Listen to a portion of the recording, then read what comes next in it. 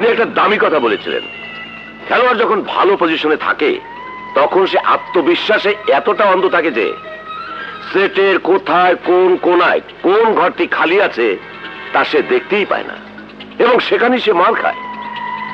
ঠিক বলেছে কি মিস্টার রাজু? জি না মির্জা সাহেব, ঠিক বলেননি।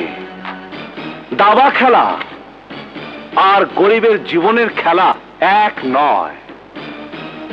দাবা অলস ধনাঢ্য ব্যক্তিরা খেলে বুদ্ধির জোরে, আর গরিবকে প্রতিদিন প্রতি মুহূর্তে খেলে বেড়ায় তার পেটের ক্ষুধা। কাজেই গরিবের বুকের উপর পা রাখার চেষ্টা করবেন না মির্জা সাহেব, ধ্বংস হয়ে যাবেন। কারণ গরিবের পেটের ক্ষুধার আগুন দাবানল সৃষ্টি করে, সব পুড়ে ছাই হয়ে যায়। আপনার মতো একজন মির্জাকে জ্বালাবার জন্য এক গরিবের বুকের জ্বালাই যথেষ্ট। এর নাম মনু, বস্তির ছেলে। আপনি মির্জা উড়ে যাবেন, উড়ে যাবেন। মনু, ওই যে ওনাকে দেখছো, ওর নাম জনাব অ্যাডভোকেট নাসির মির্জা। যাও বেটা, এই কাগজটা ওর হাতে দিয়ে ওর ইজ্জতের ফাঁসি দিয়ে এসো। যাও যাও, কোনো ভয় নেই, যাও বেটা। শাবাশ, যাও যাও, শাবাশ, যাও যাও।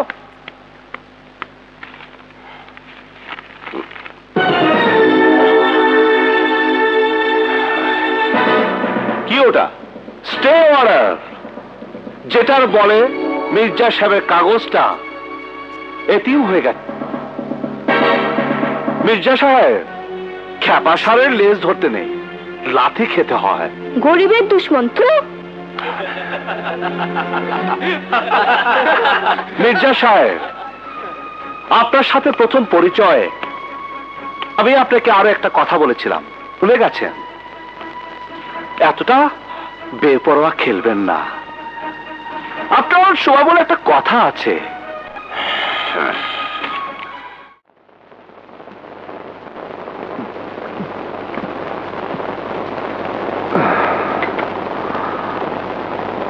ভাইজান, আমার লাখ পাঁচেক টাকা দরকার। 5 লাখ তো ভালো, তোমাকে আমি আর একটি টাকাও দেবো না। তাহলে আমার চলবে কেমন করে? কেমন করে চলবে তা আমি কি জানি? কয়েক কোটি টাকার পৈতৃক সম্পত্তি ভাগ করে নিয়েছো, এরপরও কেন বারবার টাকা চাইতে আসো? যাও, চলে যাও। আসুন। ওই যে স্যার, সঙ্গীত বিদ্যালয়ের জন্য একটা চেক দেবেন বলে আসতে বলেছিলেন। আসতে বলেছিলাম? ও হ্যাঁ, আসতে বলেছিলাম, কিন্তু কথাটা আমি একদম ভুলে গিয়েছিলাম। আপনি দয়া করে কাল অফিসে আসুন, আমি ক্যাশ দিয়ে দেব। তুমি আবার? ভাইজান, আমিও কি পরে আসবো? তোমাকে তো বলেছি, আর কোনোদিন তোমার আসবার দরকার নেই।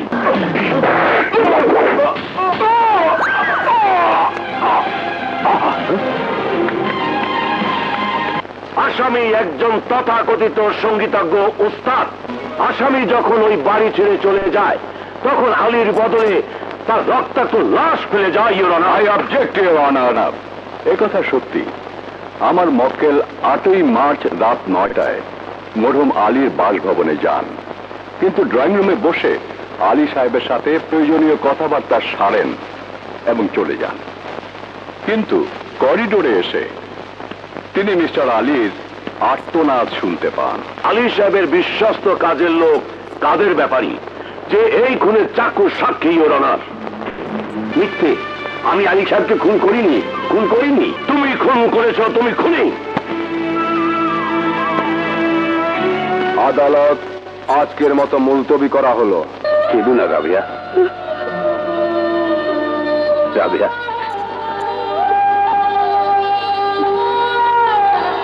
এখন তুমি এই বাচ্চাদের ভরসা। রাজু। জি আব্বু। বাবা, এই জীবনে তোর মা অনেক কষ্ট পেয়েছে, মাকে আর কাঁদতে দিস নে বাবা। জি আব্বু। ওকে আগলে রাখিস বাবা। রাখবো আব্বু। আমি চাইলে রশিদকে বেকসুর খালাস করে দিতে পারি, 2-4 বছরের জেল দিতে পারি, আবার ফাঁসিও দিতে পারি। এজন্যই তোমাকে 15 লাখ টাকা দিচ্ছি, রশিদকে মরতে হবে। বান্তিকে ঘুম পাড়াওনি কেন? বাচ্চা সর্দি লাগছে, ঘুমাইতেছে না। ঠান্ডা লেগেছে? এই নাও, এখান থেকে 2 চামচ খাইয়ে দিও, সব ঠিক হয়ে যাবে।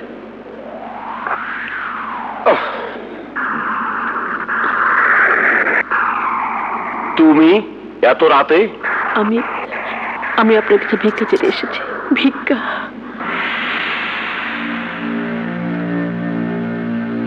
আমি একজন অসহায় মা।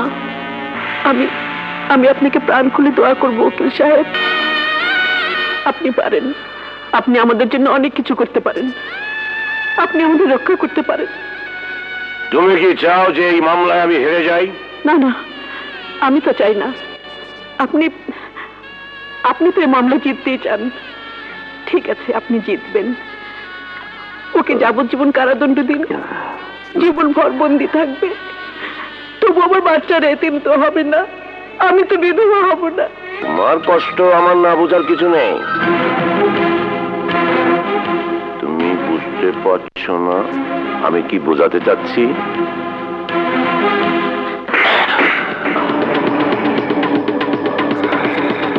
নীচ শয়তান, ছি! আমি এসেছিলাম দয়া ভিক্ষা চাইতে, ইজ্জত বিক্রি করতে না। তুই এক অসহায় মায়ের পবিত্রতায় নোংরা দাগ লাগাতে চেয়েছিস। একজন সতী নারীর পতির জন্য ঝরে পড়া চোখের পবিত্র অশ্রুকে তুই লালসার চোখে দেখেছিস। আল্লাহ সব দেখেছেন, এ পাপ তিনি সইবেন না। একদিন তোর সমস্ত পাপ বিভীষিকার পাহাড় হয়ে তোর সামনে দাঁড়াবে। পরিত্রাণ পাবার জন্য দুয়ারে দুয়ারে করুণা ভিক্ষা করবি তুই।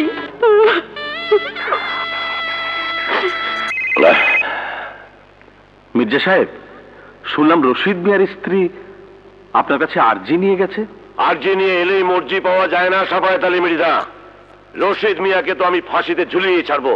আমার নাম advocate Nasir Mirza. Order, order. সমস্ত সাক্ষ্য প্রমাণ ও তথ্যাদি থেকে একথা স্পষ্ট প্রমাণ হয়েছে যে নিহত শিল্পপতি শরাফত আলীর খুন রশিদ উদ্দিনের হাতেই হয়েছে।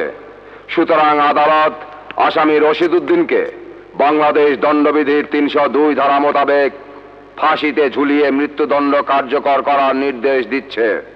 কাল ভোর 5টায় রশিদ উদ্দিনের ফাঁসি হয়ে যাবে। জানি। এও তো জানেন স্যার, আমার সাক্ষীতেই ফাঁসি হচ্ছে। এজন্য তুমি 50,000 টাকা নিয়েছো। খুব কম, আমার আরো লাখখানেক টাকার প্রয়োজন। আরো 1 লাখ? ভুলে যাও না কাদের, তুমি আমাদের বাসার চাকর ছিলাম, মিথ্যে সাক্ষী দিয়েছি।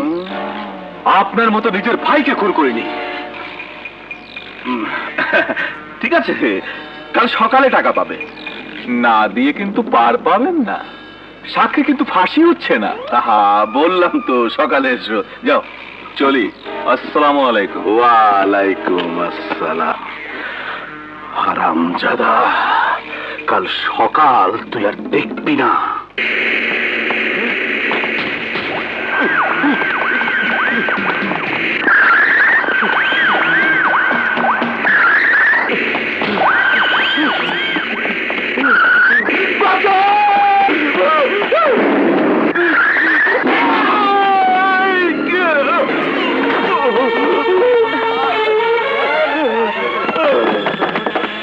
ভাবি না, আমার পাপের শাস্তি। মিথ্যে সাক্ষী দিয়েছি। আপনার স্বামী খুন করেনি। আমি জানতাম ও খুন করেনি। শরাফত আলীকে খুন করেছে।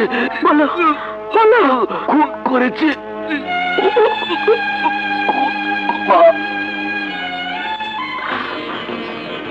ওর কথা আপনারা শুনেছেন? আমরা শুনেছি আপনার স্বামী খুন করেনি। আমরা সাক্ষী দেব। আমার স্বামী বেঁচে যাবে, আমার স্বামী বেঁচে যাবে। হায় আল্লাহ, ভোর 5টায়।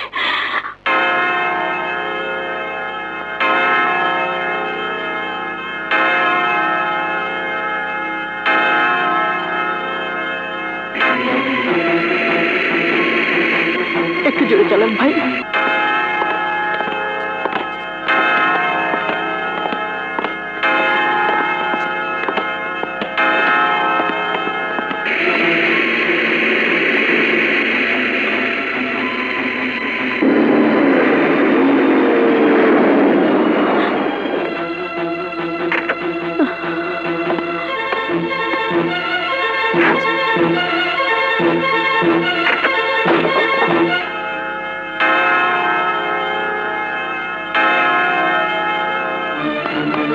আপা, গাড়ি খারাপ হয়ে গেছে, সারতে সময় লাগবে। জেলখানা 2-3 মাইল হবে, আপনি একটু কষ্ট করে হেঁটে যান।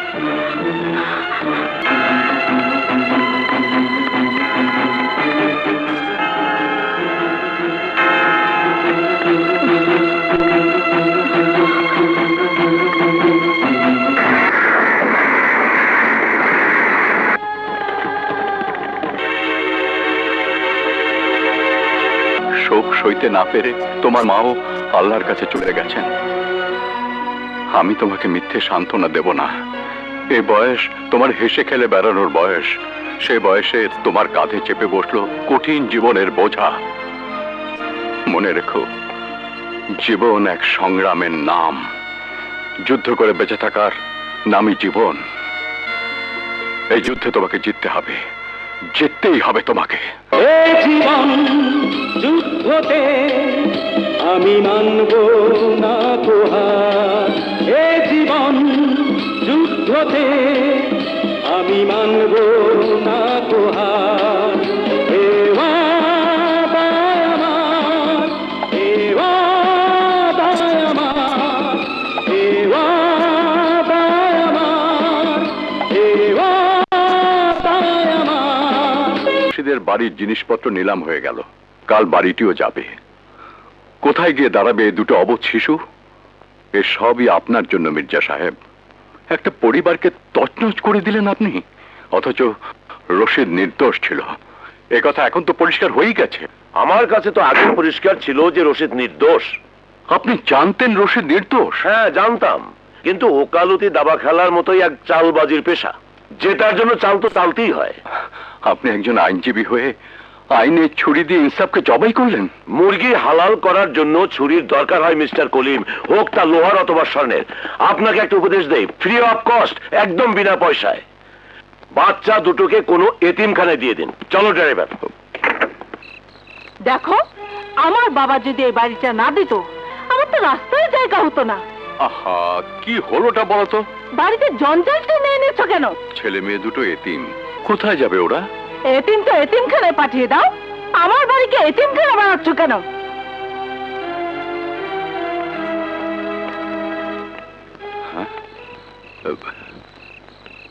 এরা কোথায়? চলে গেছে। কোথায় গেল? রহিম, আমার আজকের এই পজিশনে আসবার পিছনে মির্জা সাহেবের বিরাট দান আছে। এই জন্যই আমি তার রীতি রেওয়াজ, তরিকা, পদ্ধতি সবকিছু আয়ত্তে আনতে চাই। তাছাড়া সময়ের আদালতে দীর্ঘদিন একটি মামলা চলছে, যে মামলাটি আন্ডার এনি সার্কামস্টেন্সেস মির্জা সাহেবের সাথে লড়ে আমাকে জিততে হবে, and that is a must.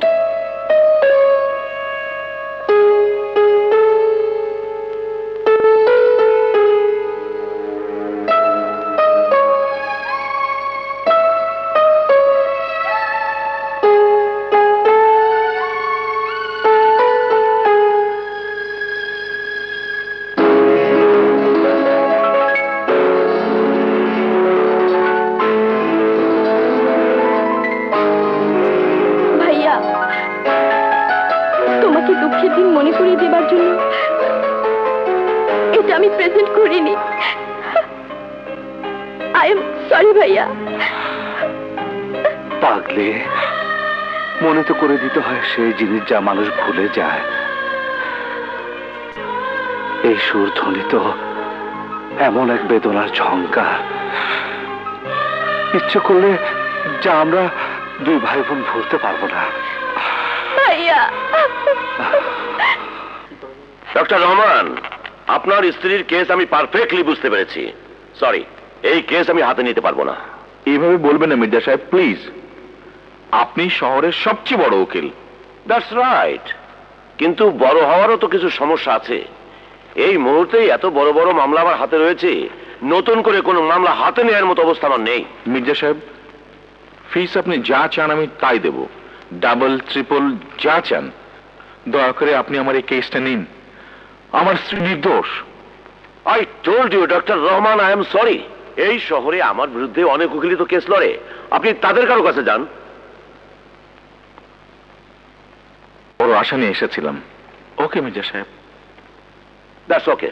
ওকে মির্জা সাহেব। স্যার, কেসটা হাতে নিলেও পারতেন, ভালো টাকা পাওয়া যেত, সময়ও হাতে আছে। সবই আছে, but I am not interested. Doctor রহমানের স্ত্রী ডাক্তার ছবি তার রোগীকে ওষুধের নামে বিষ খাইয়ে হত্যার অভিযোগে গ্রেপ্তার হয়েছে। নির্দোষ প্রমাণ করার মতো কোনো কিছুই তার হাতে নেই। কোনো উকিল এই মামলায় জিততে পারবে না। তুমি তো জানো মুসা, কোনো মামলায় হেরে যাবার না আমার ইচ্ছে আছে, না অভ্যাস। আন্ডারস্ট্যান্ড? রুবি, দুলা ভাই, কোনো ব্যবস্থা হলো? না রে, কোনো অভিজ্ঞ উকিল এই মামলা লড়তে রাজি নয়। তাহলে নবীন কোন উকিলের পক্ষে এই মামলা জেতাও সম্ভব না। I am sorry, advocate Raju মিথ্যে মামলা লড়ে না। মিস্টার রাজু, আমার বোন সম্পূর্ণ নির্দোষ, এ কথা আমি বিশ্বাসের সাথে বলতে পারি। আমিও বিশ্বাস করছি আপনার কথা, কিন্তু এই কথা আদালত বিশ্বাস করবে না। এই মামলা জিতবার কোনো উপায় নেই। মিস্টার রাজু, যখন জিতবার কোনো উপায় নেই, তখন আর সত্যের জন্য অযথা কেন লড়াই করবেন? এই তো বোঝাতে চাইছেন আপনি? মিস রুবি, আপনি আমার কথা বুঝবার চেষ্টা করুন। অ্যাডভোকেট রাজু, আমি আপনার কথা যেমন বুঝেছি, আপনাকেও ঠিক ভালোভাবেই বুঝেছি। একজন নিরপরাধী, জেল হোক, ফাঁস হোক, যাকের হোক, কিন্তু আপনি আপনার প্র্যাকটিস ক্যারিয়ারে একটি পরাজয়ের দাগও লাগাতে রাজি নন। কেননা আপনি আইন ব্যবসায়ী, কিন্তু আপনি আইনের ব্যবসা করেন শুধুই নিজের জন্যে, নাম যশ খ্যাতির জন্যে, বিজয় রেকর্ড করার জন্যে। মানুষের জীবন বাঁচানো, মানুষ হত্যা করা নয়। না না, আমার আপু হত্যাকারী নয়, আমার আপু নির্দোষ। আছে কোনো সাক্ষী? আছে কোনো প্রমাণ? থাকলে দেখান, আমাকে দেখান আপনি। সাক্ষী প্রমাণ নেই বলে কি কেউ নির্দোষ হতে পারে না? সাক্ষী প্রমাণ নেই বলে কি কেউ নির্দোষ হতে পারে না? অনেক নাম শুনেছিলাম আপনার, বুক ভরা আশা নিয়ে এসেছিলাম,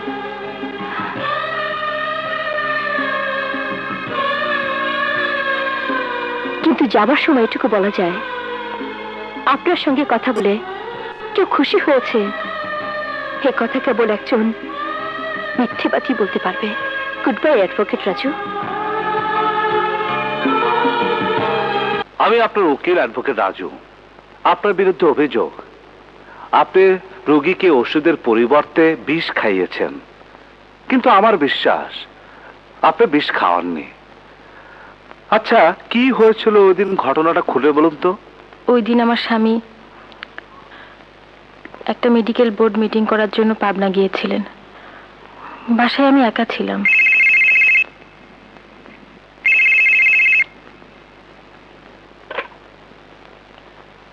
হ্যালো, ডাক্তার ছবি বলছি। ডক্টর, 10 নম্বর কেবিনে পুলিশ পাহারায় যে রোগীটি রয়েছে তার অবস্থা খুব খারাপ, প্রেশার ভীষণ হাই। ন্যাচারাল 500 10 ফোঁটা খাইয়ে দাও। ওই ওষুধটা তো আমাদের স্টকে নেই। আমার কাছে আছে, আমি নিয়ে এসছি।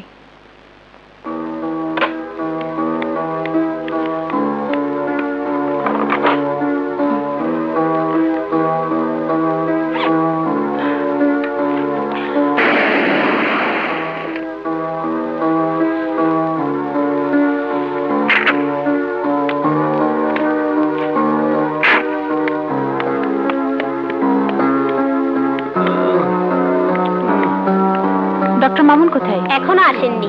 ঠিক আছে, আমি দেখছি।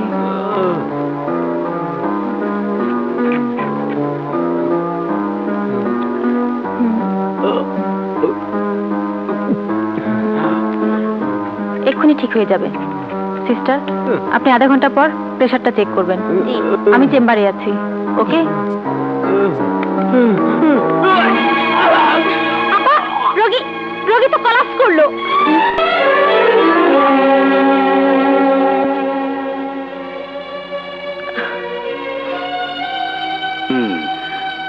আমি যা যা বললাম সব সত্যি। ওষুধের পেটেন্টে বিষ কেমন করে এলো আমি কিছু জানি না। ডক্টর ছবি, আপনাকে নির্দোষ প্রমাণ করতে পারবো কিনা জানি না, কিন্তু আমার চেষ্টা কোনো ত্রুটি থাকবে না। আমি আবারও আসবো। চলে।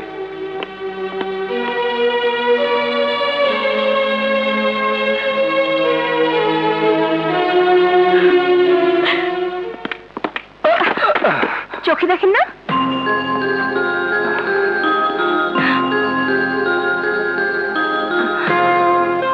আপনি? মাঝে মাঝে মানুষ চোখ থাকতেও অন্ধ হয়, সত্য মিথ্যা কিছু দেখতে পারে না। সরি। বিধান সাহেব, নাসির মির্জা যে কেস হাতে নেয় না, সেই কেসের ভাগ্য কি হবে হাকিমও তা আগাম বুঝে ফেলে। এই মামলা থেকে ডাক্তার ছবির রেহাই নেই। কিন্তু মির্জা সাহেব, কোন ক্রমে যদি ডক্টর ছবি রেহাই পায়, তাহলে ইনুস মোল্লার হত্যার অভিযোগে প্রথম সন্দেহের তালিকায় পড়বে আমার ছেলে। সে তো পরের ব্যাপার, তার আগে বেয়ারা মামলায় নবীন উকিলদের ঘাম তো ঝরতে দিন। দেখো বাবা রাজা, তোমার বাবা আমার পুরনো বন্ধু, সেই হিসেবে তুমি আমার ছেলের মতো, উকিল হিসেবে নয়। ডাক্তার ছবির ওষুধের শিশিতে বিষটা এলো কেমন করে? আঙ্কেল, ওষুধের শিশি আমি বদলে দিয়েছি। ইউনুস মোল্লা আমাদের জন্য হুমকি হয়ে দাঁড়িয়েছিল। পুলিশ ওর জবানবন্দির জন্য অপেক্ষা করছিল। সেদিন আমি হাসপাতালে ড্রাইভার বেশে উপস্থিত ছিলাম।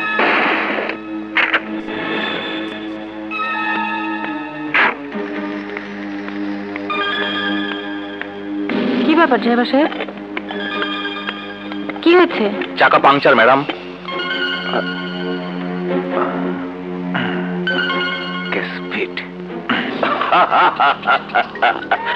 ভাতিজা, তুমি তো উকিলি প্যাস মেরেই কাজটা করেছো। নিশ্চিন্ত থাকো, ডাক্তার ছবিকে নিরপরাধ প্রমাণ করার মতো উকিল এই মুহূর্তে আমি ছাড়া নেই। না,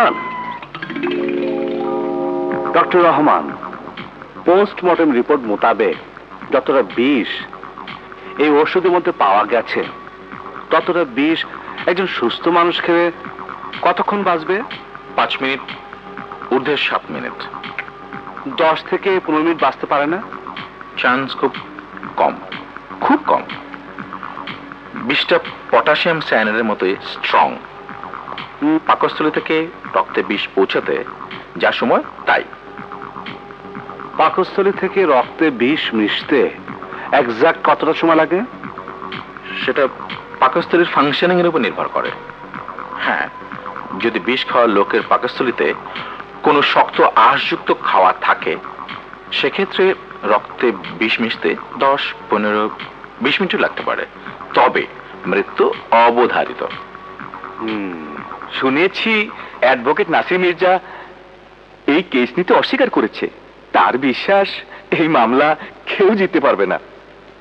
কিন্তু এই মামলা আমি জিতব। বিবাদী পক্ষের উকিল মিস্টার রাজু, আপনি আসামি পক্ষের সাক্ষ্য এবং যুক্তি উপস্থিত করতে পারেন। Thank you your honour. Milord, একথা সত্যি যে মৃত ইউনুস মোল্লা পুলিশের খুবই প্রয়োজনীয় সাক্ষী হতে যাচ্ছিলেন। একথাও সত্যি যে ওই রাতে ডক্টর ছবি ইউনুস মোল্লার জন্য ওষুধ নিয়ে হাসপাতালে গিয়েছিলেন। এবং একথাও সত্যি যে সেই ওষুধ খেয়ে ইউনুস মোল্লা 1 মিনিটের মধ্যে মৃত্যুর কোলে ঢলে পড়েছেন। কিন্তু এই থেকে নিশ্চিত প্রমাণ হয় না ডক্টর ছবি ইউনুস মোল্লার হত্যাকারী। লক্ষ্য করবেন ইওর অনার, প্রসিকিউশনের উপস্থিত করা প্রত্যেকটা যুক্তি, প্রত্যেকটা বাক্য এই ওষুধের শিশিকে কেন্দ্র করে গড়াচ্ছে। কথা একটাই, এই ডক্টর ছবি ওই ইউনুস মোল্লাকে এই শিশি থেকে যে ওষুধ খাইয়েছেন তা ওষুধ নয় ইওর অনার, বিষ। কিন্তু আমি বলছি ইওর অনার, এ কথা মিথ্যে, 100% মিথ্যে। I object your honour. এই শিশির সাথে সরকারি কেমিক্যাল এক্সপার্টদের রিপোর্ট রয়েছে। এতে স্পষ্ট উল্লেখ আছে যে এই শিশিতে শুধুই বিষ রয়েছে, বিষ। এতে ঔষধের কোনো চিহ্ন মাত্র নেই। এই কেমিক্যাল রিপোর্ট আমি পড়েছি রনাল, এতে বলা হয়েছে এতে বিষ আছে, ওষুধ নেই। কিন্তু জীবন আর মৃত্যুর ফয়সলা করার আগে আমাদের কারো ভুলে যাওয়া উচিত নয়, এই কেমিক্যাল রিপোর্ট কোন আসমানি কেতাবের বাণী নয়, যা ভুল হতে পারে না। আমি এই রিপোর্ট ভুল প্রমাণ করছি।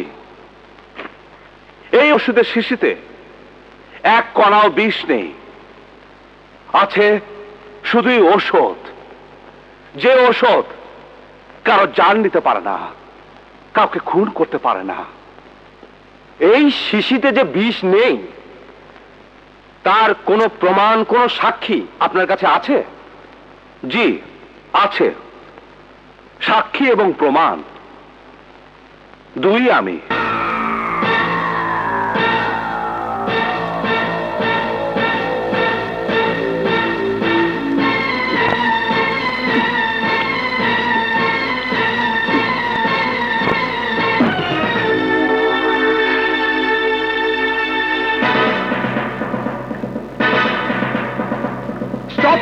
Stop it, Mr. Raju.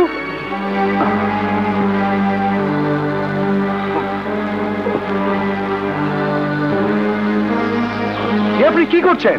Your honour, এটা বিষ না ঔষধ, এর চেয়ে বড় প্রমাণ আর কি চান?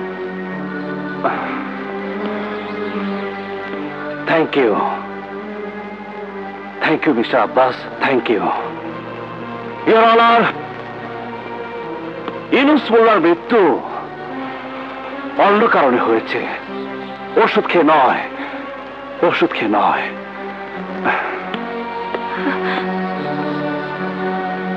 উপস্থাপন করা সমস্ত সাক্ষ্য প্রমাণ, তথ্য, আলামত ইত্যাদির আলোকে আদালতের কাছে এই বিষয়ে স্পষ্ট হয়েছে যে ডাক্তার ছবি যে ইউনুস মোল্লার খুনি একথা নিশ্চিত নয়। প্রধান আলামত হিসেবে উপস্থিত করা কেমিক্যাল রিপোর্টও সঠিক নয় প্রমাণ হয়েছে। সুতরাং এই আদালত এই মামলা থেকে ডাক্তার ছবিকে সসম্মানে রেহাই দিচ্ছে।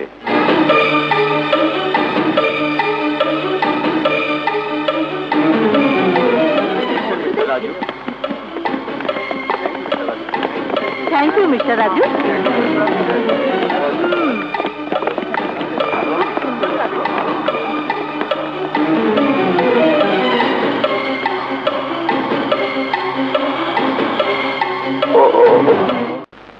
জীবনের ঝুঁকি নিয়ে তোমাকে বাঁচিয়েছে রাজু, কিন্তু রাজুকে বাঁচালেন স্বয়ং আল্লাহ। একটা মামলা জিতবার জন্য উনি এমন কেন করলেন? রাজুর বিশ্বাস ছিল ছবি নির্দোষ, এবং একজন নির্দোষীকে বাঁচাবার জন্য ও সত্যি সত্যি জানবাজি লাগিয়েছিল। অ্যাডভোকেট রাজু ভিন্ন ধাতুতে গড়া একজন মানুষ। আঙ্কেল, আমি 100% গ্যারান্টি দিয়ে বলতে পারি শিশিতে বিষ ছিল। বাজে কথা বলো না, বিষ ছিল তো রাজু খেলো কেমন করে? আরে ভাই, বিষ থাক অথবা অমৃত, আমাদের তো সামনে বিপদ। কোনো বিপদ নাই মির্জা সাহেব, ইউনুস মোল্লার মুখ বন্ধ, তোমরা তো তাই চেয়েছিলে। So chapter is closed. Uncle, প্রত্যেকটা দৈনিকে অ্যাডভোকেট রাজুর ছবি দিয়ে খবর লিখেছে। খবরের কাগজগুলোর স্ট্যান্ডার্ড দিন দিন নিচে নেমে যাচ্ছে। এমন কি বিজয়, এরকম কেস আমি কয়েক ডজন উঠেছি, কয়েক ডজন। আমার টাকা আমার ছেলে নেবে, তোমার অসুবিধা কোথায়? শোনো, ছেলেকে দেবার মতো যথেষ্ট টাকা আমার আছে, কিন্তু দেবার মতো সময় আমার নেই। So don't disturb me. Uncle, আজকাল বান্টি কলেজ মাতিয়ে রেখেছে। হতেই হবে, দেখতে হবে তো ছেলেটা কার।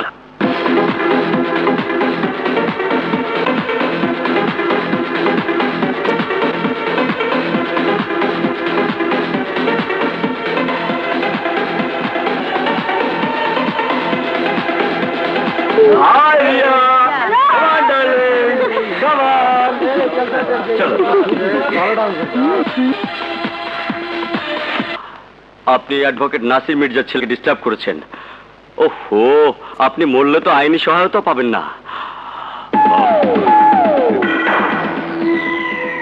আই এম সরি, আমি তোমাকে চিনতে পারিনি। এই তো বলবেন স্যার? হ্যাঁ হ্যাঁ হ্যাঁ হ্যাঁ, আমি বলে দিলাম। যান যান আর যান যান যান। কাজটা কি ভালো করলে বান্টি? জানি অন্যায় করেছি, কিন্তু ডার্লিং বুদ্ধি খাটিয়ে গরম না হলে চরম শাস্তি পেতে হতো। উকিলের ছেলে তো আমি। কালপ্রিট মাথা। সব কাগজেই আপনার ছবি ছাপা হয়েছে। স্যার, নাসির মির্জা তো বলেছিল এ মামলা কেউ জিততেই পারবে না। স্যার, এখন ওর সামনে যাওয়া দরকার। হ্যাঁ রহিম, যাব।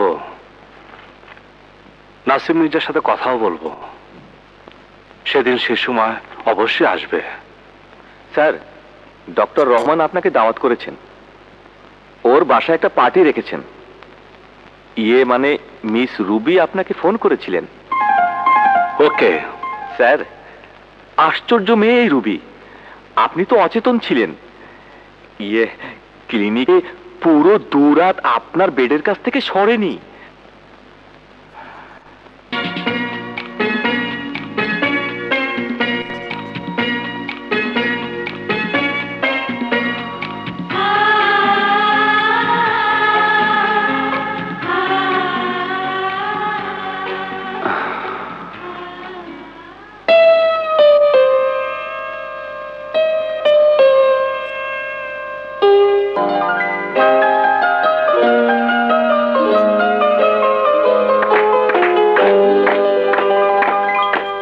Excellent, beautiful.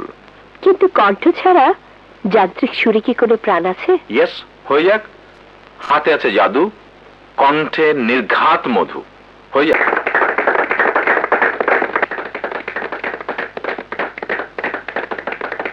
Beautiful, beautiful. Anyway, ছবি জিজ্ঞেস করো তো, উকিল সাহেব ফিসের ব্যাপারটা এড়িয়ে চলছেন কেন? তাই তো, ব্যাপার কি রাজু ভাই? আমাকে তুমি বলুন, নাম ধরে বলুন। বলবো, কিন্তু ফিস নিতে হবে। ফিস দিতে চান? তাহলে একটা জিনিস দিন।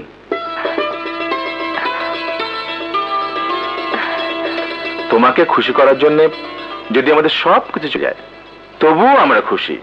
না না, এভাবে বলবেন না। সবকিছু হারিয়ে যাবার ব্যথা কাউকে খুশি করতে পারে না। আমাকে তো নয়। এই পিয়ানোটা দিন, ব্যাস। This old piano? এই পুরনো পিয়ানোতে এমন কি পেলেন রাজু সাহেব? বুকের পাঁজর যত পুরনোই হোক, প্রতিদিনের নিঃশ্বাস প্রশ্বাস হয় নতুন। এই পিয়ানোর পাঁজরেও এমন কিছু গীত সঙ্গীত লুকিয়ে আছে যা আজকের তাজা নিঃশ্বাস। বলুন, এই পিয়ানোটা আমাকে দেবেন? শুধু পিয়ানো কেন, এর নিচে জমিন সহ তুলে নিয়ে যাও। তবে এটা তোমার ফিস নয়, আমাদের পক্ষ থেকে ছোট্ট একটা উপহার, যা তুমি পৌঁছবার আগেই তোমার বাসায় পৌঁছে যাবে। Thank you, thank you mister Rahman, thank you. Very welcome. কিছু বলবেন? বলবো। বলুন। আবার আসবেন। Thank you.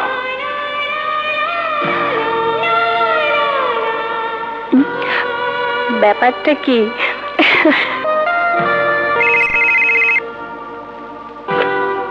বলো রবি।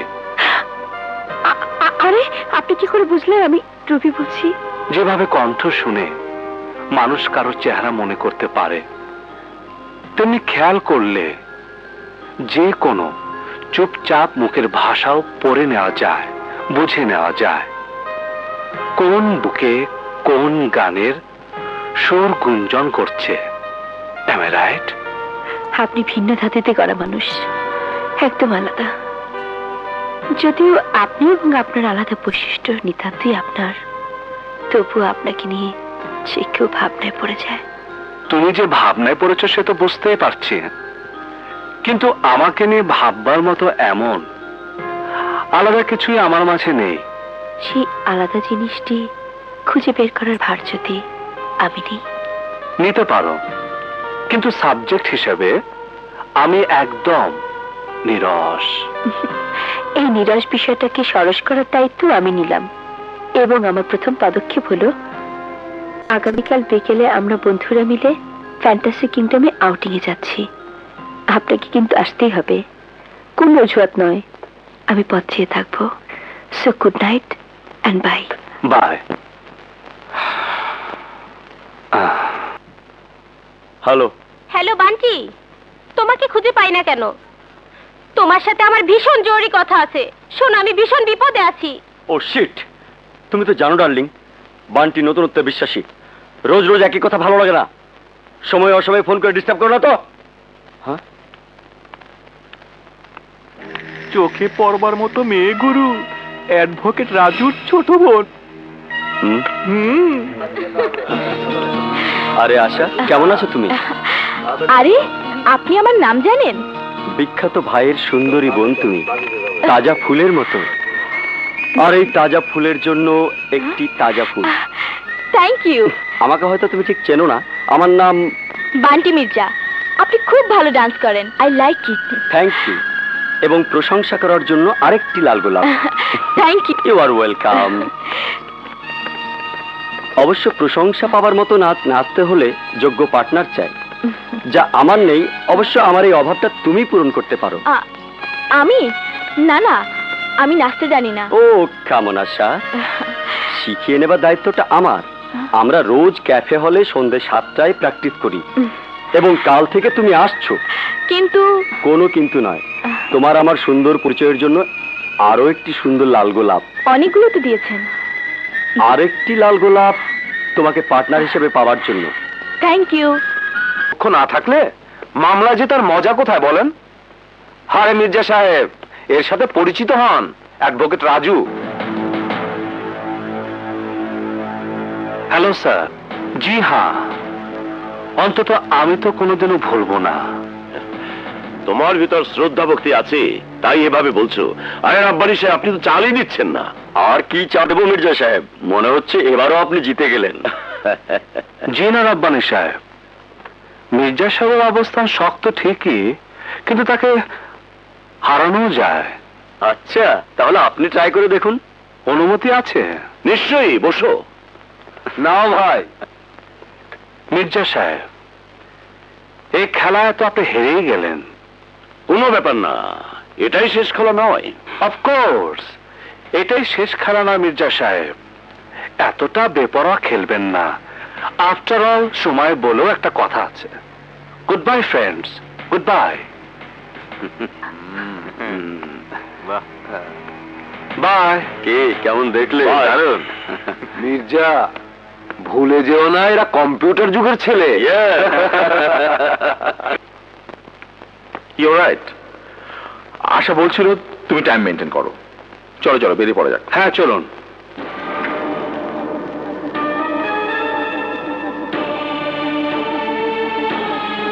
রাজু, এই ছবিটা কার? ছবি? কেন? আমি এনাকে কোথাও দেখেছি। দেখেছেন? কোথায়? ইয়েস, আমি এনার সাথে কথা বলেছি। কথা বলেছেন? কি বলছেন আপনি? হ্যাঁ হ্যাঁ, ইনি। ইয়েস, মনে পড়েছে। গত বছর 1 মাসের জন্য পাবনা মেন্টাল হাসপাতালে আমি যখন ট্রেনিং করছিলাম, তখন এনাকে আমি দেখেছি। 16 বছর ধরে ওখানে আছে। নাম ঠিকানা কিছুই বলতে পারে না। সবসময় একটা কথা বলে, কি একটা মামলা চলছে, তার স্বামী নির্দোষ। হ্যাঁ ডাক্তার, এরকম একটা ঘটনা ঘটেছে। হ্যাঁ ঘটেছে। আর বারবার দুটো বাচ্চার কথা বলে, বাচ্চু, মুন্নি। হ্যাঁ ডাক্তার সাহেব, বাচ্চু আমি। তুমি? মা আমাকে বাচ্চু বলে ডাকতো, আর মনে হচ্ছে আশামণি। ডাক্তার সাহেব, মানসিক হাসপাতালে 16 বছর ধরে যে অভাগিনী পড়ে আছে, সে আমার মা। আমার মা।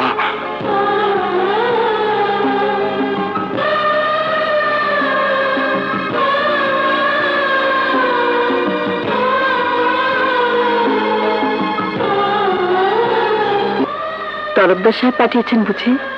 জি জি হ্যাঁ, তিনি আমাকে পাঠিয়েছেন। জিজ্ঞেস করতে বলেছেন এখানে আপনার কোনো কষ্ট হচ্ছে না তো? ওরা ঠিক মতো আপনার যত্ন নিচ্ছে তো? হ্যাঁ, নিচ্ছে। এখানকার সবাই খুব ভালো মানুষ। চলো ভাইয়া, চলো। মা, মা গো,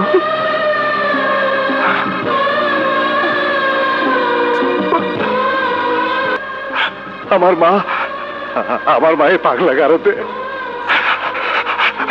16 বছর আমি জানতাম না আমার মা বেঁচে আছে। আইনের মহান সেবক, সম্মানিত নাগরিক বৃন্দ, মির্জা সাহেব খুব বড় মনের মানুষ। তিনি অপরাধী এবং নিরপরাধীর মধ্যে কোনো পার্থক্য দেখেন না। এই মাতালটাকে বাইরে নিয়ে যাও। একটা কথা মনে রেখো মির্জা, 80 পরিবারের খুন একদিন হিসাবের খাতা নিয়ে তোমার সামনে এসে দাঁড়াবে। আইনের ছুরিতে খুন করেছো তুমি, খুন। এই খুনের দায় তোমাকে বহন করতে হবে মির্জা। আচ্ছা, আজকাল বান্টির গলাও চিনতে পারছো না? কি ব্যাপার আশা? কলেজেও আসছো না, প্র্যাকটিসেও আসছো না, কারণটা কি? সরি বান্টি, কদিন হলো আমার মানসিক অবস্থা একদম ভালো নেই। তোমাকে না দেখে মানসিক অবস্থা আমারও খারাপ হয়ে যাচ্ছে। সে কি তুমি বোঝো না আশা? কি যে বলো Bunty, I feel you all time. Bunty, আমি তোমাকে পরে ফোন করব, এখন রাখছি। আসুন, ভেতরে আসুন।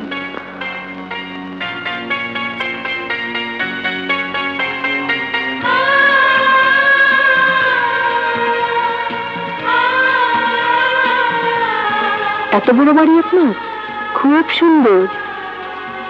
এটা নিজের বাড়ি মনে করবেন। আমার বাড়ি? না না, আমার বাড়ি এত বড় হবে কি করে? আমার বাড়ি খুব ছোট। উকিল সাহেব, আপনি আমাকে আমার বাড়ি পৌঁছে দেবেন তো? হ্যাঁ হ্যাঁ হ্যাঁ, দেব। আপনাকে ঠিক আপনার বাড়িতে পৌঁছে দেব। আমার বাড়ি যাওয়া খুবই জরুরি। যদি কখনো আমার বাড়িতে যান, দেখবেন আমার ছোট ছোট দুটো বাচ্চা আছে, বাচ্চু আর মুন্নি, খুব সুন্দর। পোস্তায় আমি বিশাল একটা প্লট কিনেছি, কিন্তু বস্তিবাসীরা দখল ছাড়ছে না। এর সাথে রাজুর কি সম্পর্ক?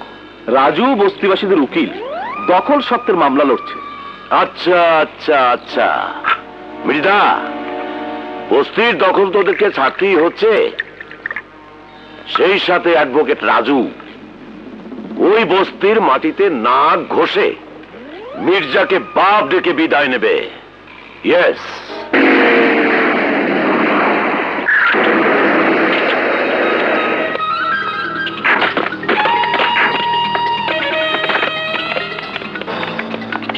হ্যালো স্মার্ট অ্যাডভোকেট, আমার লোকজন বস্তি ভেঙে তছনছ করার আগেই ইচ্ছে হলে আপনি কোর্টের অর্ডার দেখতে পারেন।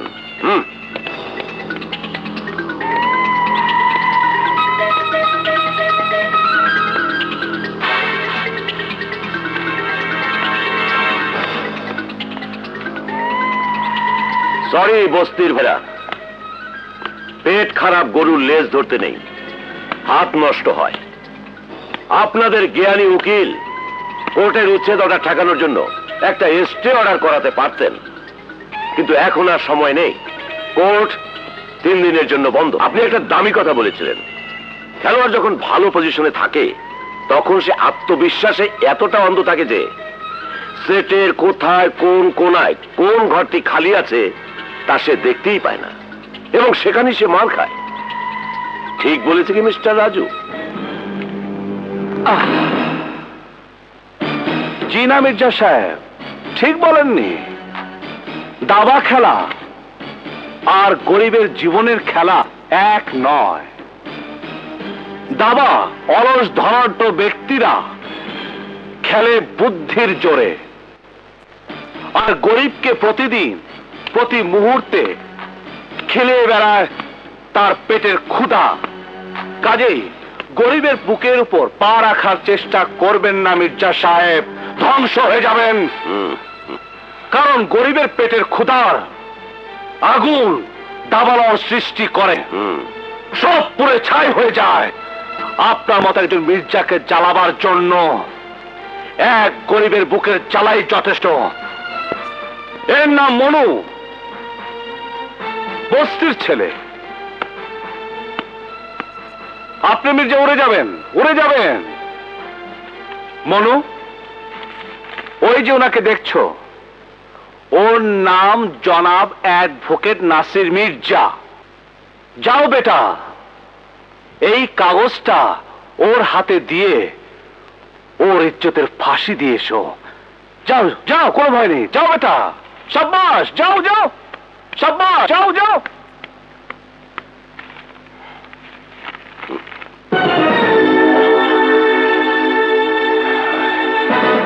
কি ওটা? স্টে অর্ডার, যেটার বলে মির্জা সাহেবের কাগজটা এতিম হয়ে গেছে। মির্জা সাহেব, খ্যাপা সারের লেজ ধরতে নেই, লাথি খেতে হয়। গরিবের দুশ্মন তো। মির্জা সাহেব, আপনার সাথে প্রথম পরিচয় আমি আপনাকে আরো একটা কথা বলেছিলাম, ভুলে গেছেন? এতটা বেপরোয়া খেলবেন না। আপনার সময় বলে একটা কথা আছে।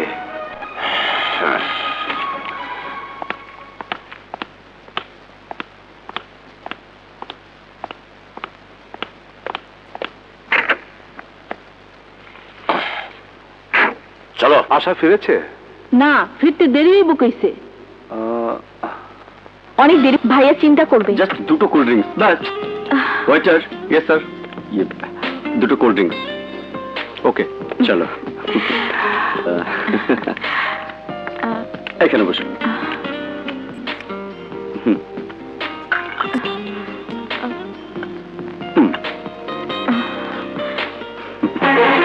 তুমি এখানে? হ্যাঁ, আমি রিয়া। এটা আমার রিজার্ভ টেবিল, জানো? জানি, এক সময় তুমি আমার নামেও টেবিল রিজার্ভ করতে। শরাব, কি চাও? চাই আশার চোখ খুলে দিতে, যাতে ওকে তুমি আমার মতো বরবাদ করতে না পারো। রিয়া, আশা, তুমি জানো না ভালোবাসার কথা বলে ও আমাকে এই গ্লাসে আশা, আশা শোনো প্লিজ। আশা, আশা প্লিজ, কোথায় যাচ্ছ আশা? কোথায়? পাগল হয়ে দরকার নেই। বাহ, চমৎকার। আমার তো ঠিকই পাগল করেছো। আশা, তুমি ওই লোভী মেয়েটার কথা বিশ্বাস করো না। আশা প্লিজ, প্লিজ আশা, আমি তোমাকে ভালোবাসি। ভালো তো আমিও বাসি বান্টি, কিন্তু নিজেকেই নিজে আর বিশ্বাস করতে পারছি না। প্লিজ প্লিজ আমাকে বাসায় পৌঁছাও। না, বাসায় না, তোমার বিশ্বাস ফিরিয়ে আনার জন্য তোমাকে আমার বাবার সামনে নিয়ে যাব। চলো, এসো। কি বলছিলে বান্টি? তুমি ওকে ভালোবাসো? ইয়েস ড্যাড, আমরা বিয়ে করতে চাই। আশা, সালাম করো। God bless you. তাহলে বিয়ে করতে চাও? Yes dad. Good, very good. একা খেলছো? ভালো। মিস্টার রাজু, জীবনে বহু নোংরা খেলোয়াড় আমি দেখেছি, কিন্তু তোমার মতো তো নোংরা কাউকে দেখিনি। Nasir Mirza, what do you want to say? Relax mister Raju, I know third class কোন প্লেয়ার প্রথম শ্রেণীর খেলা উপহার দিতে পারে না।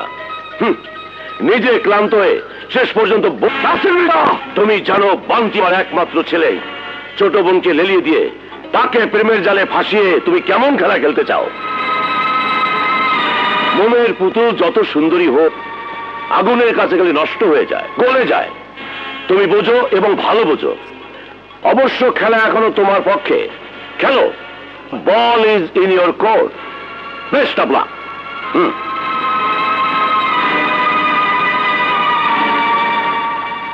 হ্যাঁ ভাইয়া, ঠিকই শুনেছো তুমি, আমি ভালোবাসি বান্টিকে।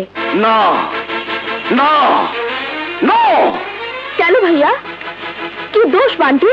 বান্টি একটা বদমাস, গুন্ডা, একটা বখাটে ছেলে। না না, আমি বিশ্বাস করি না, তুমি মিথ্যে বলছো। আশা,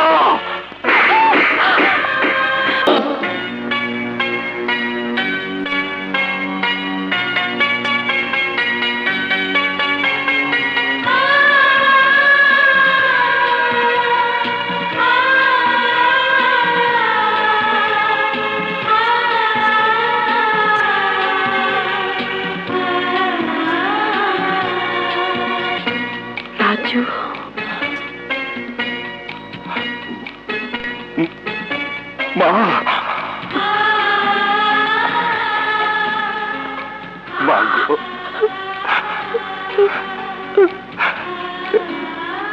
কেঁদো না মা, কেঁদো না। আমরা মা পেয়েছি, তুমি তোমার ছেলে মেয়েদেরকে পেয়েছো, ব্যাস। মা, আমরা নতুন দুনিয়া পেয়েছি মা। আমার মানে কত বড় হয়েছে, না জানি কত কষ্টে এতগুলো বছর পার করেছিস বাবা। আমি আবার বিনি তোদের কিছু করতে পারিনি মা গো, ও কথা বলো না মা, ও কথা বলো না। তোমার দোয়া, তোমার মমতার ছায়া হয়ে সারাক্ষণ আমাদের পাশে থেকেছে মা। মা, কতকাল শুনিনি এই মায়া ভরা ডাক। বল, আরেকবার বল, আরেকবার বল। মা, মা গো, মা। আমার সোনা, আমার মানিক। আশা, আমার আশা কোথায়? মা, আশার কথা তো খেয়ালই নেই, আমি একাই সব আদর নিচ্ছি মা। আশা, আশা রবিদের বাসা রয়েছে। মা, মা তুমি আরাম করো, আমি এক্ষুনি ওকে নিয়ে আসছি। কত খুশি হবে আমাদের আশা।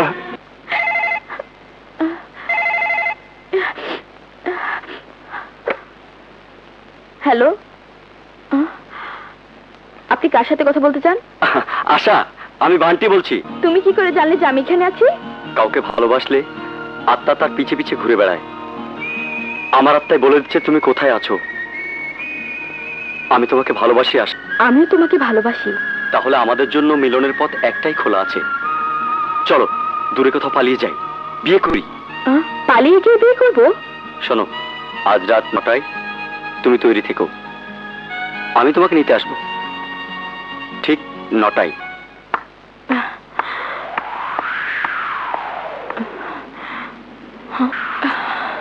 আশা, আমাকে তোমার শত্রু ভেবো না, আমার কথা বিশ্বাস করো। ওইকে নষ্ট করেছে, ওই কালসাপে তোমাকে দংশন করবে। মিথ্যে বলছো তুমি, বান্টি এমন নয়। তোমার চেয়ে বান্টিকে আমি অনেক বেশি চিনি। এই দেখো। বজ্জাত মেয়ে, আদি বিচ। আশা, তুমি যে ভুল করো না, ও তোমাকে শেষ করে দেবে। যাবো না আমি, এই হাতে বলেছে, আমি যাবো না, তুমি যাও। আশা, আশা, আশা শোনো প্লিজ, আশা আমার কথা শোনো প্লিজ, আশা।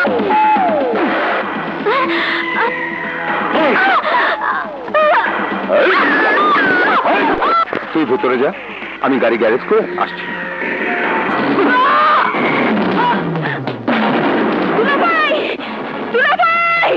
কি হয়েছে? ওই দেখুন।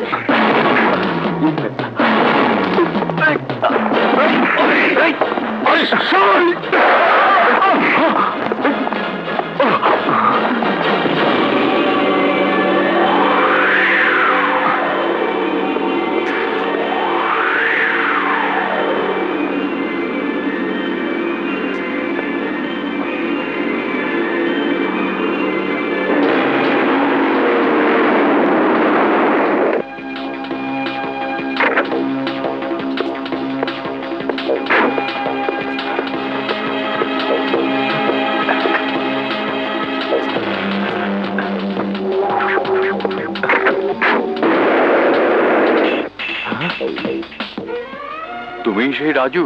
হ্যাঁ চাচা, একদিন আপনি আমাদের জন্য নাসির মির্জার সাথে লড়েছেন, এখন আমি আপনার জন্য মির্জার সাথে লড়ব। অসম্ভব, নাসির মির্জা হেরে যাবার প্রশ্নই আসে না। কিন্তু ড্যাড, ওটা আমাকে দুজন দেখেছে। দেখে চোখ জুড়িয়েছে।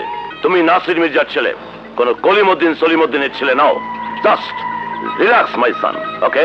মির্জা সাহেব, ইন্সপেক্টর মাসুদ, বান্টি আমার ছেলে, খেয়াল রাখবেন। নিশ্চিন্ত থাকুন, আমরা একে অপরের খেয়াল রাখবো।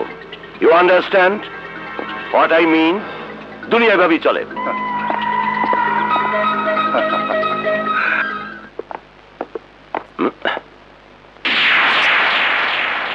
কে ভাই আপনি? গুড ইভিনিং মির্জা সাহেব। কি মনে করে? মামলাটা আমি লড়ছি। তোমার উৎসাহ উদ্দীপনা দেখে আমার করুণা হয় মিস্টার রাজু। সব কিছু মনে আছে।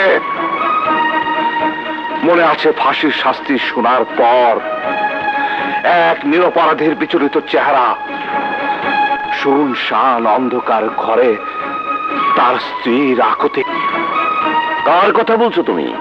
বলছি একজন মহান সঙ্গীত শিল্পী রশিদুদ্দিনের কথা, যে তোমার নিষ্ঠুর কূট কৌশলের বলি হয়ে ফাঁসির মঞ্চে জীবন দিয়েছে।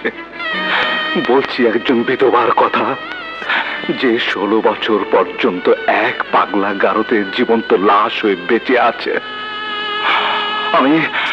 আমি তাদের কথা বলছি মির্জা সাহেব, আমি তাদের কথা বলছি। তুমি তাদের কেমন করেছেন? আমি তাদের সন্তান বলে। জীবন এক অদ্ভুত চক্রের নাম মির্জা সাহেব, এক চলন্ত দাবা। সব ঠিক আছে, শুধু চাল উল্টে গেছে, জাস্ট আপসাইড ডাউন। আর কিছু বলার আছে তোমার?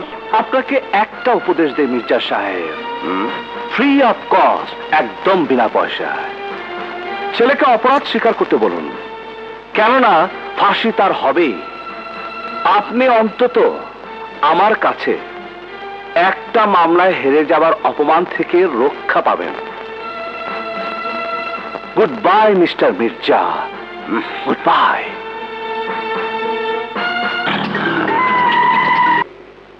মিলট, এই মামলার ঘটনা শুরু হয়েছে সাধারণ ঘরের নিরীহ এক মেয়ে রিয়া তরফদারের নৃশংস খুনের মধ্য দিয়ে।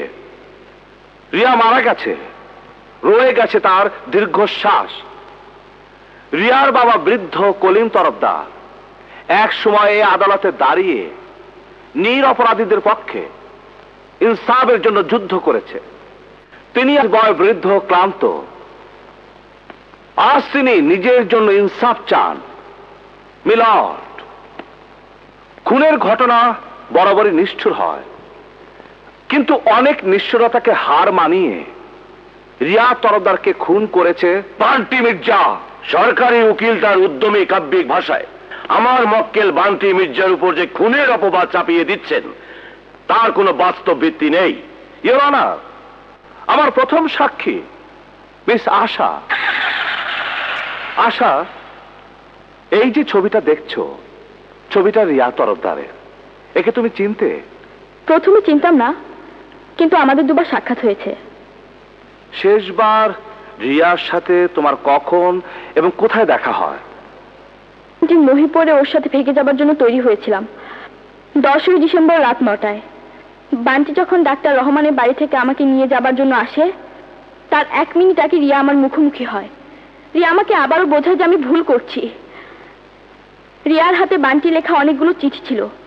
ও চিঠিগুলো আমাকে দেখাতে চেয়েছিল, কিন্তু হঠাৎ বান্টি এসে পড়লো এবং থাবা মেরে রিয়ার হাত থেকে চিঠিগুলো নিয়ে নিজের কোটের পকেটে রাখলো। ইওর অনার, আমি মিস আশাকে জিজ্ঞাসাবাদ করতে চাই। Permitted. Thank you your honour.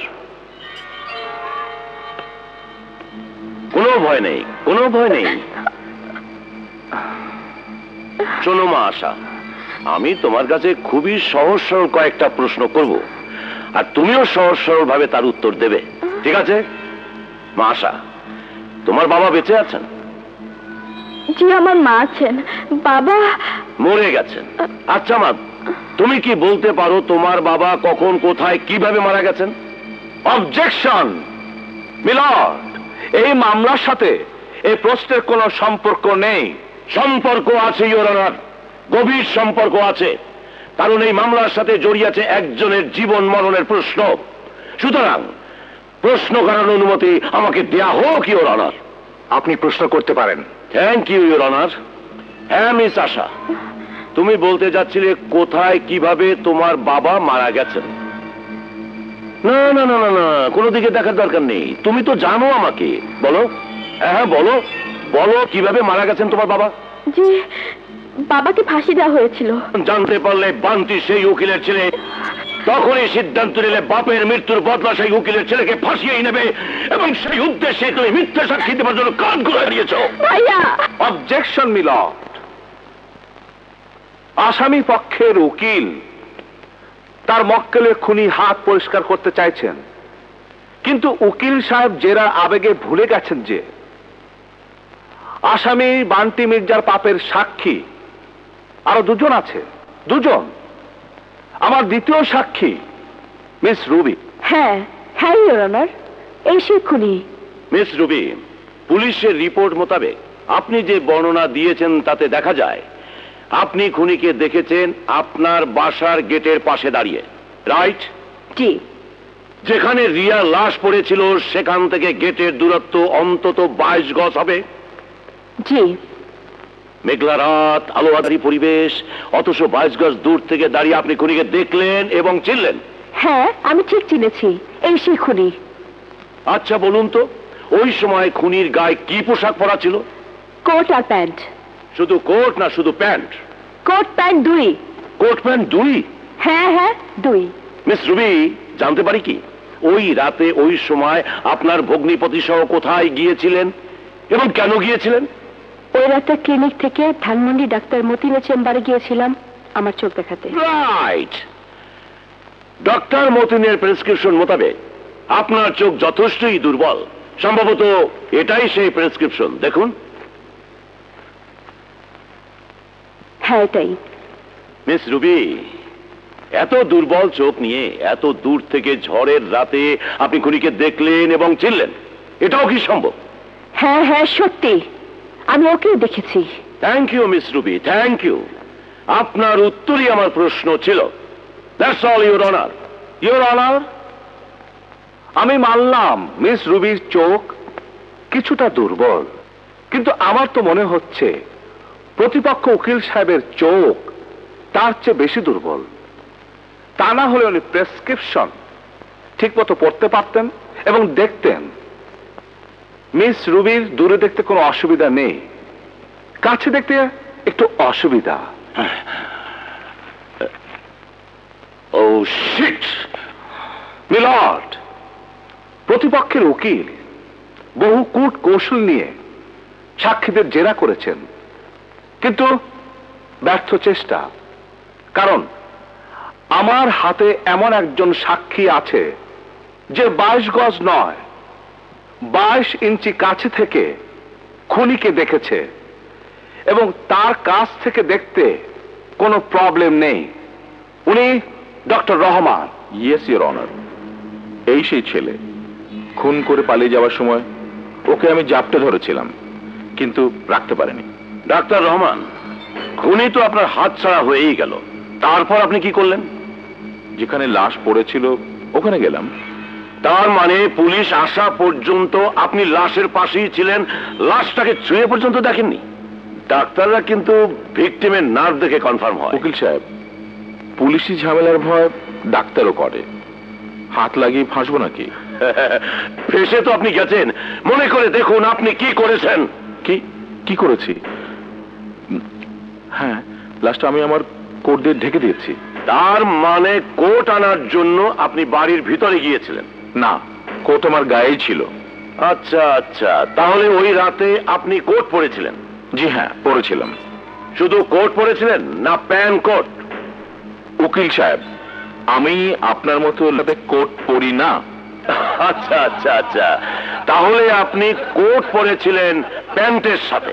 ভাঙা রেকর্ডের মতো কি বলছেন আপনি? খালি coat pant coat pant, what is this? Sorry to bother you doctor, আপনার শালিকা তার জবানবন্দিতে বলেছেন যখন খুনি ছিল তখন আপনি ওখানে ছিলেন না, আর আপনি যখন ওখানে এলেন তখন খুনি ভেগে গেছে। তার মানে ওই স্থানে আপনাকে এবং খুনিকে একত্রে আপনার শালিকা দেখেননি, ঠিক কিনা? ঠিক। আপনার শালিকা তার বর্ণনায় বলেছে খুনি ওই রাতে কোট পরেছিল। আপনি কোর্টে দাঁড়িয়ে কোট কোট করছেন কেন? এই কোট ভালো লাগছে না? ডক্টর, এটা নাট্য মঞ্চ নয়, এটা জজ কোর্ট। ঠিকই তো আছে। আমি কি বলেছি এটা টেনিস কোর্ট?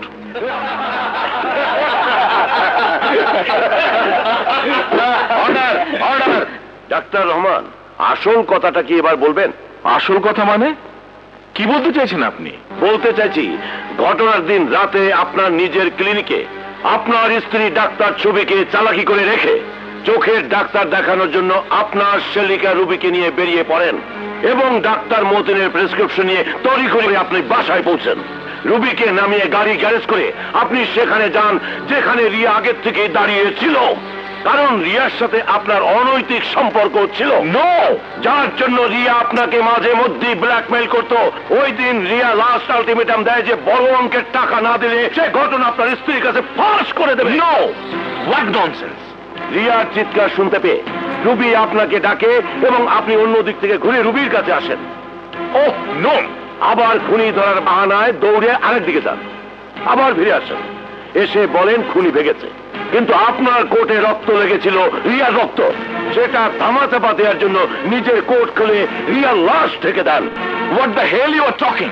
রুবির চোখের দুর্বলতা, 22 গজের দূরত্ব, ছোড়ো রাত, এদিক সেদিক দৌড়াদৌড়ি, ক্লাইম্যাক্স, টেনশন, সবগুলোকে আপনি মুহূর্তের মধ্যে কাজে লাগান doctor Rahman.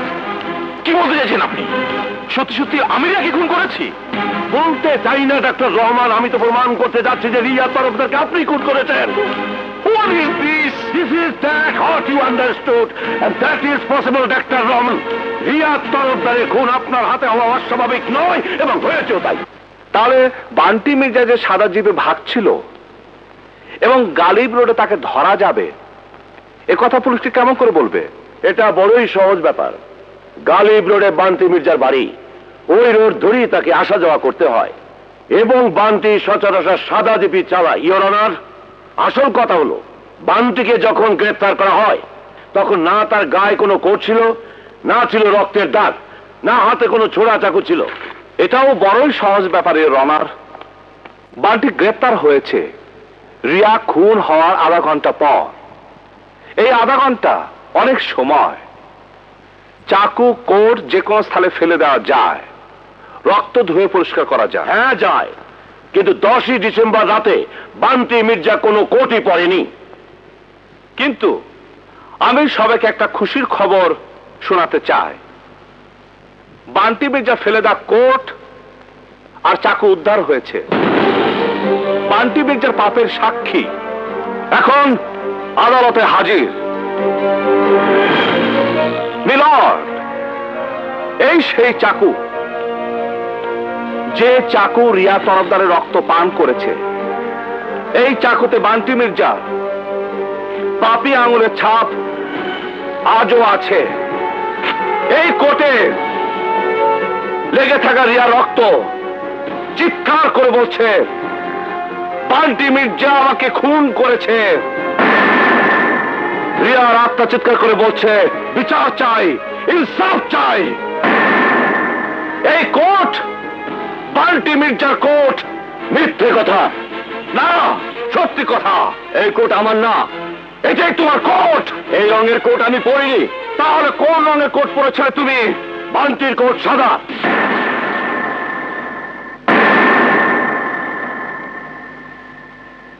Thank you Mirza সাহেব, থ্যাংক ইউ। আপনার জবাবে আমার প্রশ্ন ছিল। ও শিট! মিলর্ড, একটু আগে মির্জা সাহেব বলছিলেন বান্টি সেদিন কোনো কোটই পরেনি, কিন্তু আমার সাক্ষী বলছে ওই রাতে বান্টি সাদা কোট পরেছিল, যা মির্জা সাহেব এই মুহূর্তে স্বীকার করেছেন। উনি আরো একটি সত্যি বলেছেন, এই কোট আর চাকু বান্টির নয়। ইওর অনার, বিচার সম্পন্ন করার জন্য ওই সাদা কোট আর চাকুর খোঁজ করা দরকার। এই জন্য আমি আদালতের কাছে 3 দিনের সময় প্রার্থনা করছি। সময় মঞ্জুর করা হলো, সেই সাথে আদালত আজকের মতো মুলতবি ঘোষণা করা হলো।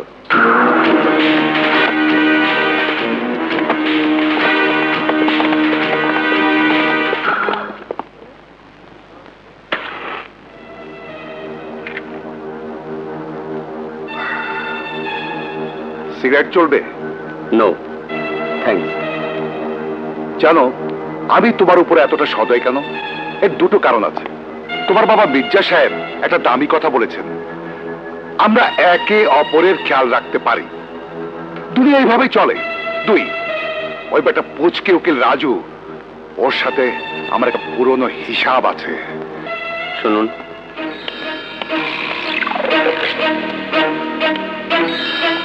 আজ সন্ধ্যার আগে 50,000 টাকা ইনকাম করতে চান? কিভাবে?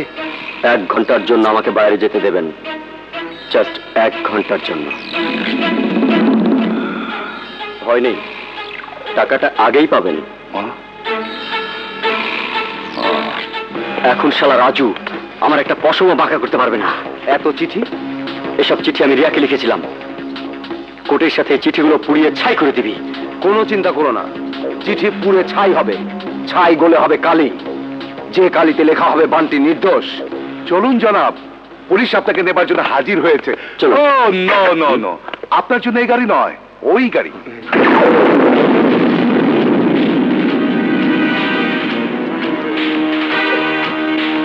তোমার বাবাকে বোঝানো উচিত যে থানা পুলিশ বেআইনি কারবারে আড়ত নয়, পেছনে আইন, সামনে পুলিশ, হাতে তোমার পাপের দলিল।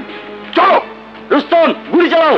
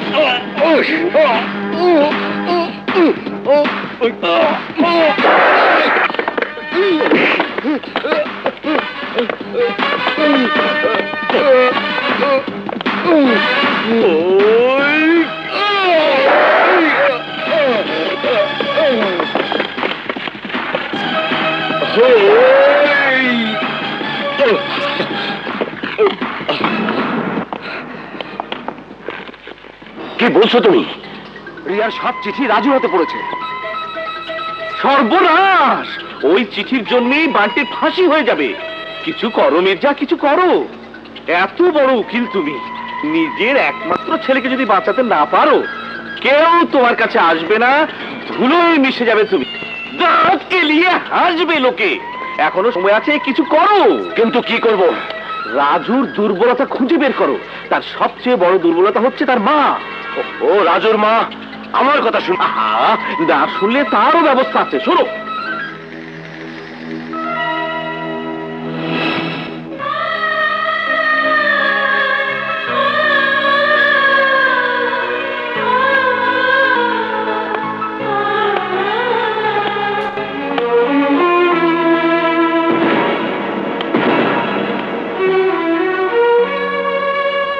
তুমি?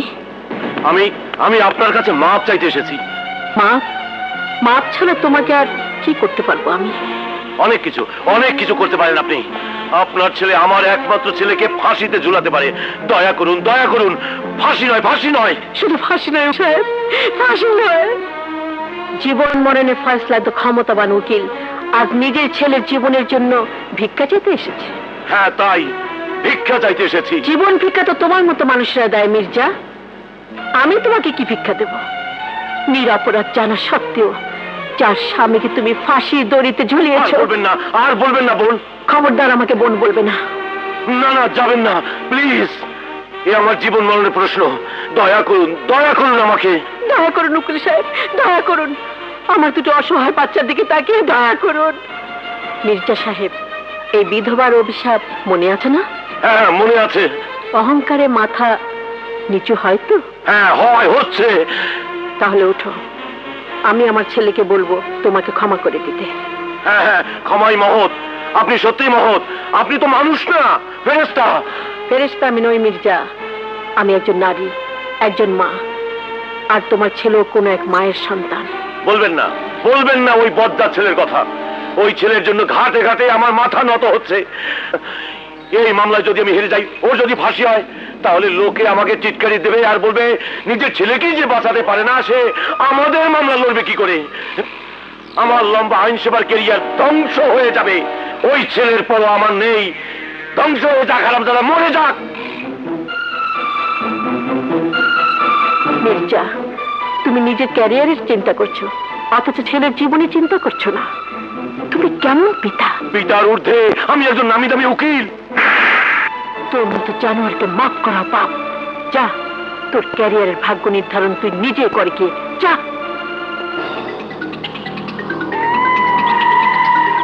সেই এক থাপ্পড় দিয়েছিলি, স্বামী গেছে। আজ এক থাপ্পড় দিয়ে আমার নয়, নিজের ভাগ্য নিজেই নির্ধারণ করলি।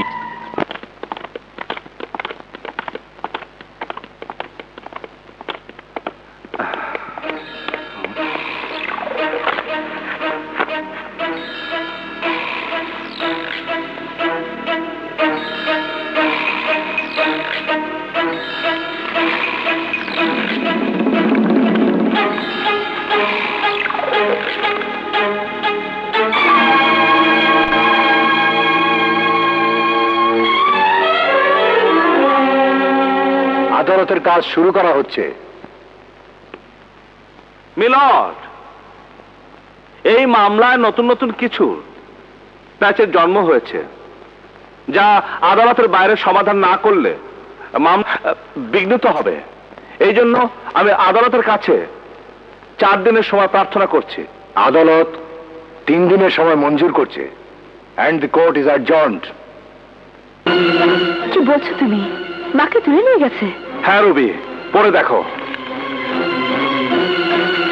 তোমার মা আমাদের কাছে।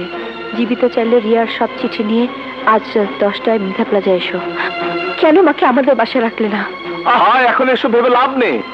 যা করার রাত 10টার মধ্যে করতে হবে, তাহলে আমি হেরে যাব, ওরা জিতে যাবে।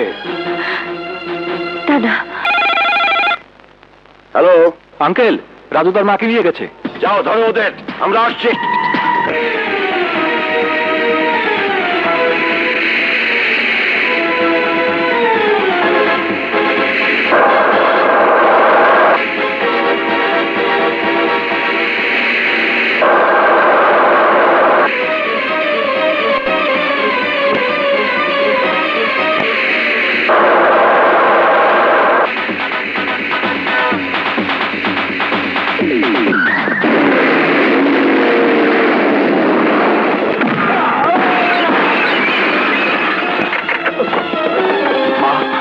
মা, তুমি বসো, আমি দেখছি।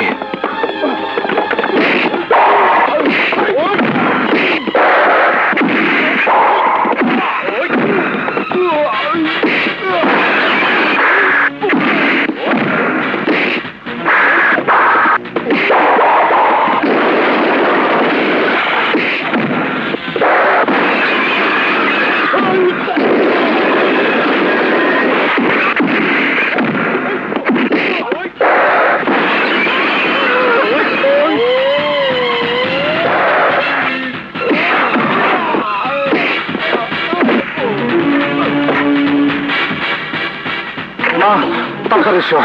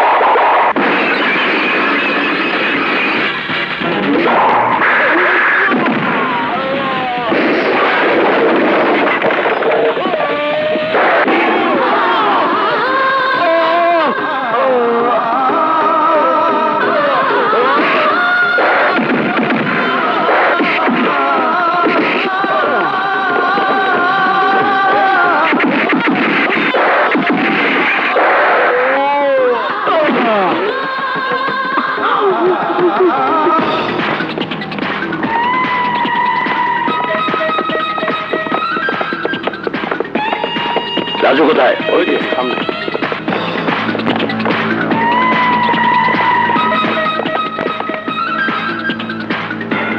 এই, ওর মা কোথায়?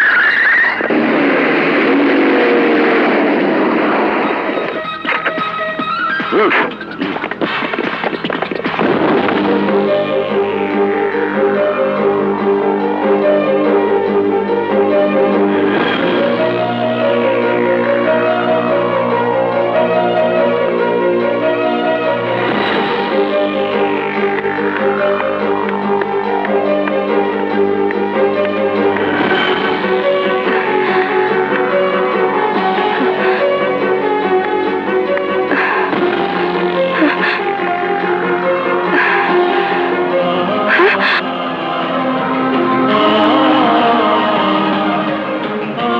রাজু, রাজু, রাজু!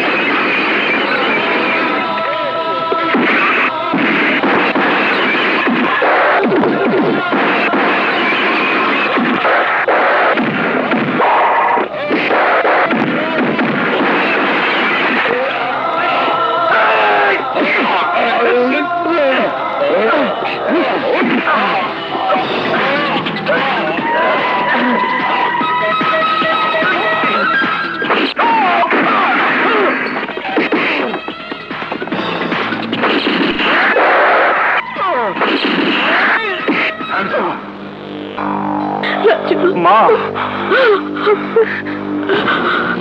Order order.